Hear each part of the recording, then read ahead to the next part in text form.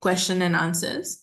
Bhagavad Gita has 18 chapters and 700 verses. Now, the word Bhagavad Gita means, Gita comes from the word Geet. Geet in Hindi is song, right? Bhagavat se Bhagwan. Donc, Bhagavad Gita is the song of God. In short, the teachings of God, right? So it has 18 chapters and you have to study only chapter 3. Okay. In chapter 1, actually, what is there in Bhagavad Gita chapter 1? Where Arjun refuses to fight. Then from the chapter 1, chapter 2 and 3, jusqu'à 18, Krishna explains to him why he should be fighting, right?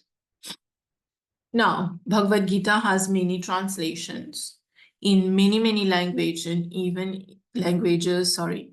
in European languages, many Indian languages. Okay, we have the translation of Bhagavad Gita. And Bhagavad Gita is a scripture. It is for Hindu. The Hindu read that, of course. But it is considered to be universal. Universal means anyone from any religion can read that. Okay. So Bhagavad Gita is also considered to be like a summary of Upanishads. Upanishads, we have 108 Upanishads. Bhagavad Gita, il y en a seulement 18 chapters, 18 chapters. So it is like a summary of the Upanishads. That's why Bhagavad Gita has become more popular than Upanishads. Okay, Upanishads, you have lots to read. 108 Upanishads, n'est pas facile pour lire. But reading the Bhagavad Gita is better. Bon, I'm not saying you should not read Upanishad, of course, mais practicality, comme ça. What is the purpose of Bhagavad Gita? If we have a Bhagavad Gita, why should we read it? Because it has knowledge, no? And this knowledge was given to Arjun by Krishna. That is, God gave this knowledge. So, of course, it acts like a guide. It is like a guide to us. Gandhi also was reading. Gandhi mein Malik of Hitler. Gandhi was always reading the Bhagavad Gita. He always had the Bhagavad Gita with him. Even when Gandhi was in jail, in prison, to les temps il saw Bhagavad Gita, he would read his Bhagavad Gita. He always said that in Bhagavad Gita, you will find solutions of any problem. So today, in today's world, Kali Yuga, so definitely Bhagavad Gita has an importance. Okay? Nous pas get it religiously, mais si nous get it in terms of ethics, in terms of conduct, in terms of politics aussi, Bhagavad Gita is worth reading by a modern man.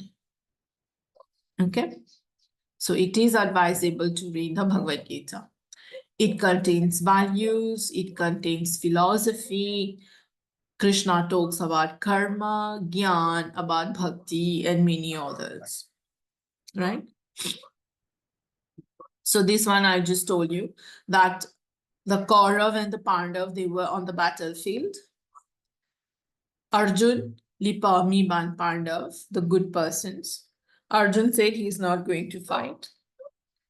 Then Krishna, he dropped his weapon. Then Krishna gave him the message of the Bhagavad Gita. Right? So in chapter 3, what do we have? Chapter 3 talks about the Karma Yoga. Okay? Nous avons 3 yogas normalement. Karma, Gyan, and Bhakti. And then 4e, nous ajouté, c'est Raja Yoga.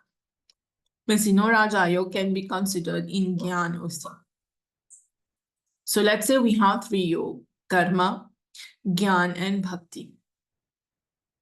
Right? So chapter 3 talks about Karma Yoga. Karma means action, the path of action. Okay? This is a summary, the summary of Bhagavad Gita. What is there in the Bhagavad Gita? Premièrement, you will see that in this chapter 3, Arjun is searching his highest good. What is good for him? He is searching for that. Okay. Deuxième, you will see that about karma, no one can exist without performing action. It's not possible to remain ideal. It's not possible.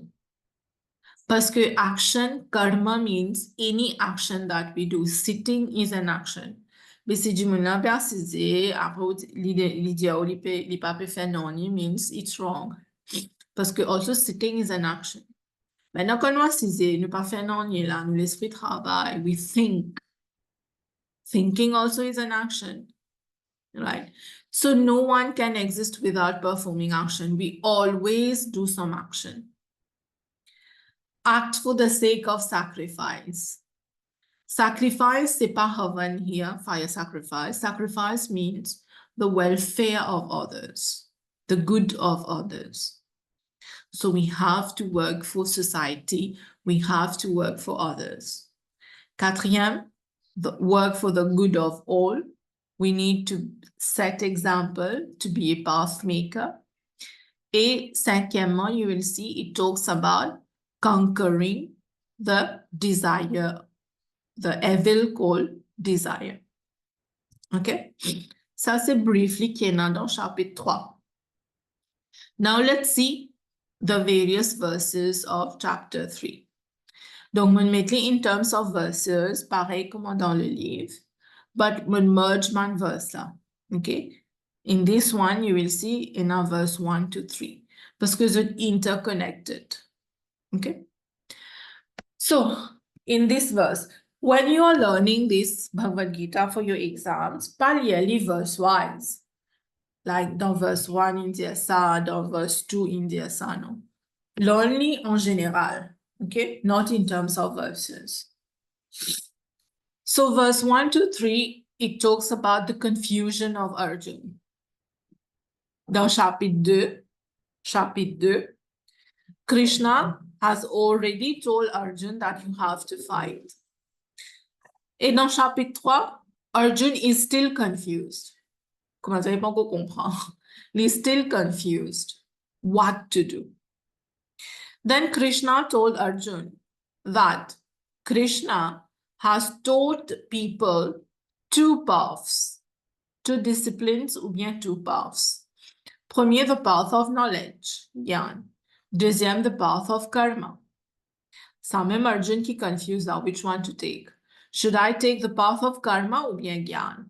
He's not able to decide. Quand nous avons confusion, il n'est pas facile de prendre une décision. This is the situation of Arjun. Then Krishna explains, those who are meditative, bandimun ki ka fait meditation, they follow the Gyanyo, like Buddha. But someone who is active, Arjun, the warrior, the active, he has to choose the Karma Yoga. He can't choose the Gyan Yoga. C'est pas possible. Parce que by nature, il est active. Quand il est possible de faire méditation, il n'est pas pour capable de faire meditation. By nature, he is active. So, Arjun has to choose the path of karma. But both of the paths are, both of the paths are important. Someone like Buddha, Puli, Gyan Yoga important. Someone like Arjun, for him, Karma Yoga is important. So again, it depends on the person. Okay? Then the verse 4, Krishna says, we have to perform our duty. Because of karma. Karma. How? What I always tell you. Always do our karma nishkam karma. Nishkam karma means you do the action without expecting result. Samyam appelle nishkam karma. Karmanyevadhikaraste ma phaleshu kadachan. We need to perform actions without expecting results. It is very difficult to do that, but it comes with practice, right? We have to do nishkam karma. And we are forced to act, as I told you. Action, karma, veut dire tout à fait ce qu'il nous fait. Sitting, drinking, sleeping, walking, thinking, everything is action. Everything. C'est pour ça que nous dit, il n'est pas possible qu'un nous dit, il n'est pas fait, non. Anyone is always doing something. And we have the three gunas who force us to act. Three gunas. Sattva, Rajas, Tamas. Si nous sommes tamas, nous payons un sommeil, nous pouvons dormir. Paresse. Si nous sommes Rajas, nous comme Arjun. On the battlefield, nous faisons l'ouvrage, nous avons energy for that, no? This is Rajas. Sattva, you read, you do meditation, no? Donc, the three gunas will make us